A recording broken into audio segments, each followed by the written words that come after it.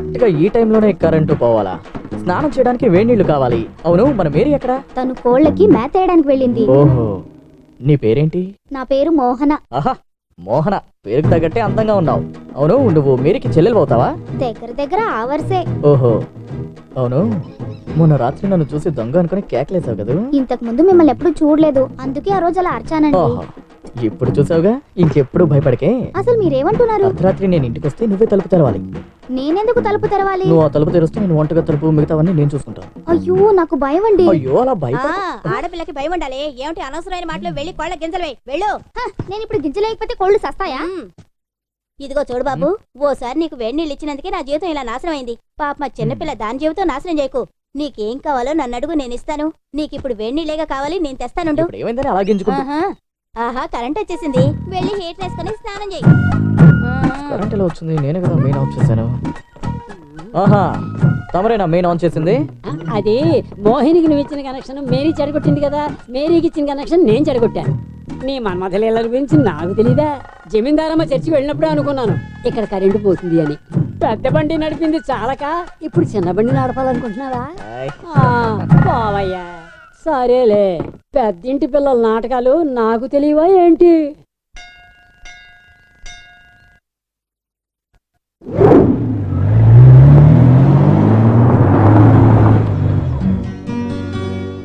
Hello sir, ఏంటి గుడికలు వస్తున్నారా? ఓసారి మీరు బ్యాంక్ కి రావాలి. సుకుమార్ తో కూడా చెప్పానే, సైట్ ఇన్స్పెక్షన్ వాల్యుయేషన్ అయిన తర్వాత కొన్ని పేపర్స్ లో మీరు సైన్ చేయాలి. దాందే ఉంది సార్, రేపు ఉదయం వచ్చి సంతకాలు చేస్తాను. అలాగే నుంచుండిపోయారేంటి, వచ్చి బండి ఎక్కండి, నేను డ్రాప్ చేస్తాను. దేవి, ఈయన జోసెఫ్, జమీందార్ గారు అని చెప్పానే, ఆయన రెండో కొడుకు. నమస్కారం. నా కూతురు నాగమణి. మనం ఇప్పుడు ఉంటున్నామే ఇల్లు, అది వీళ్ళదే. తను చదువుతున్న కాలేజీ వీళ్ళదే. అయ్యో, ఇక చాలా ఆపండి సార్, ముందొచ్చి బండి ఎక్కండి.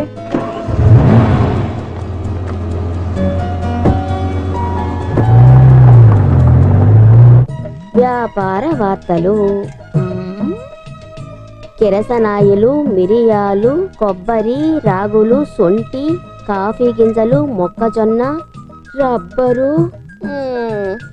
మళ్ళీ ధరలు తగ్గాయి. ఇలా చూడు మాత, ఇలాగే రబ్బర్ ధరలు తగ్గుతున్నాయనుకో, నీకు వెలిగించే కొవ్వొత్తులు కూడా తగ్గుతాయి. మరి చీకటి పన్ని, నీతో చాలా విషయాలు మాట్లాడాలి. మనోహరముగా మధుర మధురముగా మనసులు కలిసెనులే మన. ఈ రాగాల సంగతి నాకు బాగా తెలుసు. 4 గంటలకే లేచి స్నానం చేసినప్పుడే నాకు అర్థమైంది. నడవడానికి ఓపిక లేకపోయినా రాసలేలకి లోట్లేదు. అది కాదే, పొలానికి వెళ్తున్నాను. నేను అప్పుడప్పుడు వెళ్ళి చూసి రాకుండా ఉంటే దాన్ని ఎవరైనా కబ్జా చేసేస్తారు. అవునవును, నువ్వు వెళ్లే కదా బంజరు భూమిని పంట పొలంగా మారుస్తున్నావు. లేకపోతే ఆ పొలం అంతా పాడైపోతుంది. మరి అనుభవించడానికే కదా దేవుడు పుట్టించింది. అనుభవించడానికే. ఆ ఇచ్చేదేదో 4 ఎకరాలు ఎక్కువిస్తే ఆ పిల్లలతో తను చక్కగా బతుకుద్ది. ఆ 3 పిల్లలతో పాటు తను నిన్ను కూడా భరిస్తుంది కదా. నన్ను ఎప్పుడు అపార్థం చేసుకోదు. ఊళ్ళో వాళ్ళు అనుకోరా ఏంటి మరి? చూడు మహానుభావా, నేను చెప్పేది జాగ్రత్తగా విను. ఈ ఏప్రిల్ 16 వస్తే నీకు 70 ఏళ్ళు వస్తాయి. నీ పుట్టినరోజుని బ్రహ్మాండంగా జరపాలని జోసఫ్ అనుకుంటున్నాడు. ఇక మీదటైనా ఆ దేవుణ్ణి తలుచుకుంటూ కాస్త మంచి మనిషిగా మారొచ్చు కదా. అయినా నాకు సందేహం, నాకు 70 ఏళ్ళు వచ్చాయా ఏమిటే? అంటే మన పెళ్లి 40 ఏళ్ళైందా? అయింది. ఆ రోజు మొదలు పెట్టిన ఒక పాటని నేనింకా పాడుతూనే ఉన్నా. ఏమిటే ఆ పాట? శృంగార పురుషుడైనా దేవుడిచ్చిన నా భర్త ఆరోగ్యంగా ఉండాలని హల్లెలూయా పాడుతూ ఉంటా.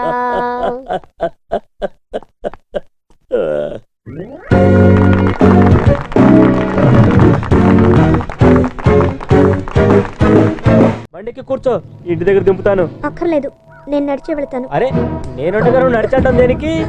రా, బండికి తీసుకెళ్తాను. రా, రమ్మంటుంటే ఎక్కువ. నిన్నే ఎక్కమంటుంటే ఎక్కుతావు లేదా?